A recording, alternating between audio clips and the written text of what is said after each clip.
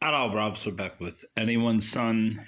I'll say that again without the phlegm in my throat.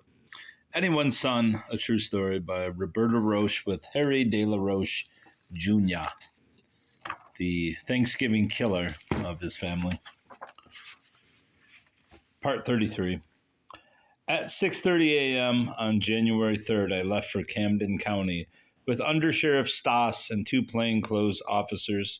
Once more, I was wearing my blue vestige suit. But this time I wore a belt with a chain and handcuffs attached to that. We made the trip in a country car with no stops at a Burger King, in a county car with no stops at a Burger King. But I couldn't have eaten anyhow since I felt nervous and tense. Camden is a city full of factories, though many are abandoned, so the inner city is suffering as people move out to such suburbs as Cherry Hill, Haddonfield, and Mount Laurel. It was once a transportation center for all of southern New Jersey and because of its nearness to Philadelphia, the Campbell Soup Company and Radio Corporation of America established large plants there.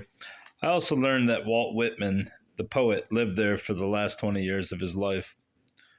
As we pulled into the city, the courthouse was easy to find since it towered above other buildings when we turned onto Federal Street. It was a light gray granite building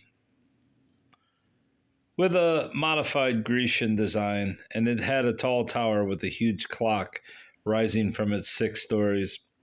The jail where I stayed overnight was on the 6th floor of this building. Photographers snapped my picture as I approached the courthouse, and since it was cold and breezy, the haircut I'd had for the trial looked weird and disheveled in the papers. The courtroom for jury selection was on the 4th floor of the building, and when it was time for proceedings to start, two guards from the Camden County Sheriff's Office brought me into the courtroom. All the while I was in court, one guard sat behind me and the other sat off to the side. The courtroom had brown wooden pews, like you'd expect in a church, and from the windows you could see much of the city of Camden. The room could accommodate 150 people, and a 100-member jury panel was brought in to sit in the back. Members of the press sat in the front on one side of the room.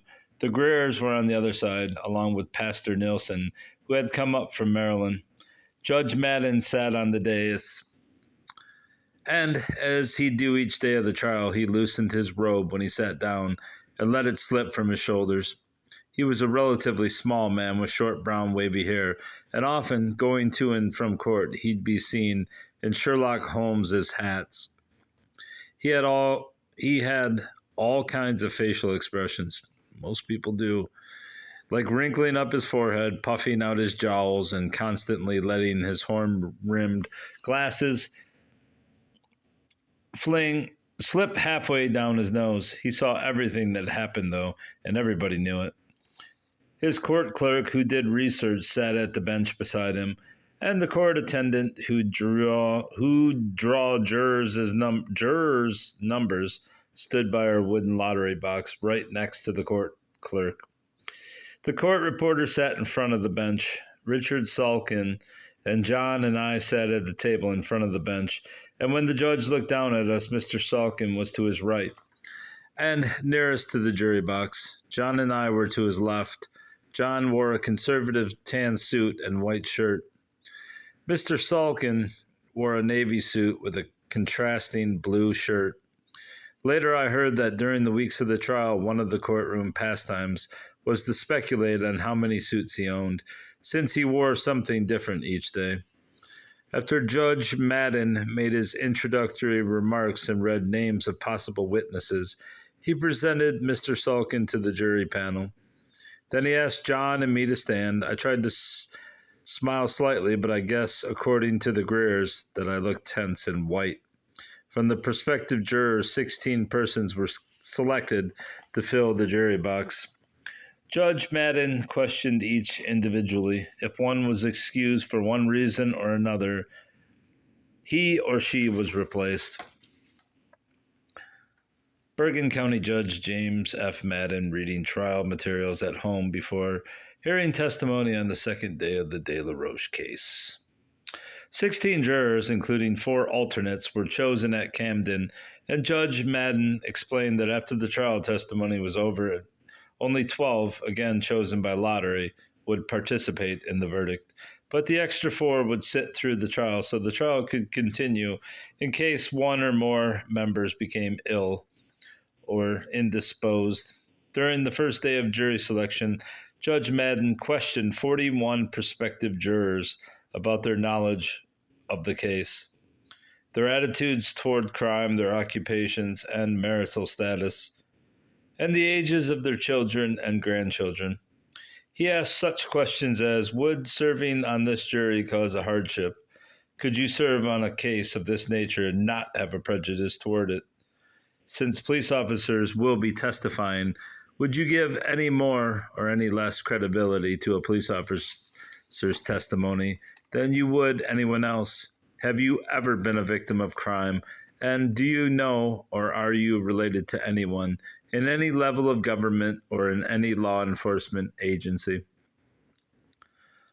On the first day, it seemed the prospective jurors were reluctant to look at me, and I got the definite feeling they thought they would see a devilish monster if they glanced in my direction. John Taylor and I conferred on the jurors, and as they sat in the box, I told him which ones I liked. Later, both John and Mr. Salkin had peremptory challenges, gut reactions, so to speak, in which they could discuss or dismiss a juror without any explanation. The defense was allowed 20 challenges, and the prosecutor 12. At times, I thought some of the panel members seemed anxious for an all-expense winter trip away from their homes and jobs. Others gave a variety of reasons on why they couldn't serve, and during the first day, Judge Madden dismissed 25 people. Some admitted they were prejudiced and could not be fair and impartial. Others asked to be excused because they could not be spared from their jobs for the 3 weeks the trial was expected to take. One man who was torn between his civic duty and the demands of his new business was excused when he said he'd have to declare bankruptcy if the trial ran more than 2 weeks. Another stepped down when he answered emphatically that he'd tend to take the word of police over any others. In the peremptory challenges, Richard Salkin dismissed a young auto mechanic with a mustache and long hair, a former military court attendant, and a young single female college student. John dismissed a state employee with a 2-year-old child and a mother of 5 who had previously served on a murder trial. After Mr. Salkin's third challenge, the court was recessed for the day, and I was led up to the jail. I spent the night in a dormitory, and all the while I was there, I wore a one-piece bright orange jumpsuit that you're required to wear in that jail. When court commenced the next morning, John had his third challenge. Then, when it was Mr. Salkin's turn, he surprised everyone by standing up and saying that the jury that was seated was satisfactory to the state. After John's sixth challenge, he and I, and there's John Taylor, walking to the Bergen County courtroom on the first day of the trial, also stood up, and John announced to Judge Madden, Mr. De La Roche and I find the jury satisfactory. The jury, composed of 8 men and 8 women, represented a wide range of ages from 20 to 58. Most of them came from the Camden suburbs, and 10 of them had children. 5 had children close to my age, between 18 and 22. The jurors sworn in on January 4th were Maurice Althouse, a housewife who had a son fairly close to my age and who, some other jurors later said, found her role as forelady very hard. Anthony Skokowski, a gray-haired office supervisor. Emmett Barkalow, whose son-in-law had been involved as a law enforcement officer in a police brutality incident. Paul McGuire, a disabled bus driver who, very much like my father, had been involved in scouting and Little League, and who also owned a number of guns. Cheryl Anazek, the long-haired baby of the group, who worked for an insurance company and was 20 at the time of the trial. Maureen Howard, an English woman and the mother of 5 children.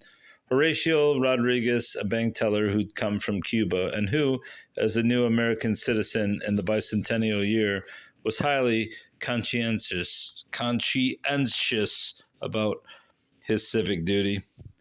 Dorothy Crum, a middle-aged housewife who'd lost a son very close to my age in a car accident. Michael Ronka, a 24-year-old manager of corporate development for a life insurance company.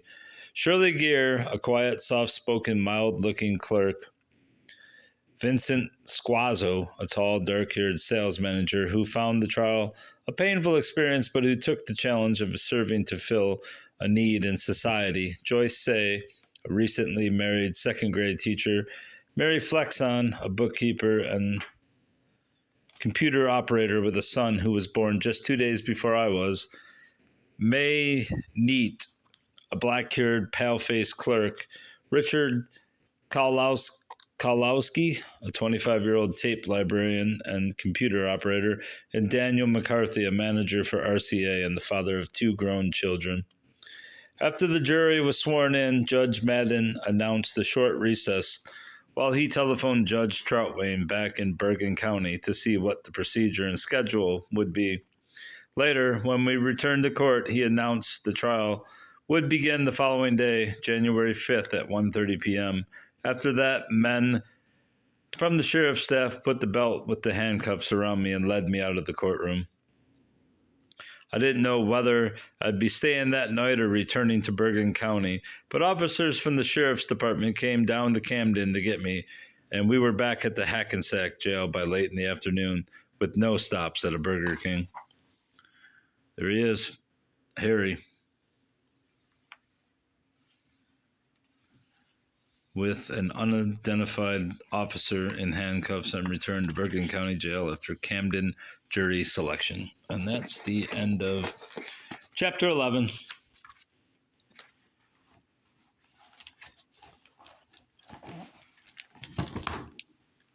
Goodbye.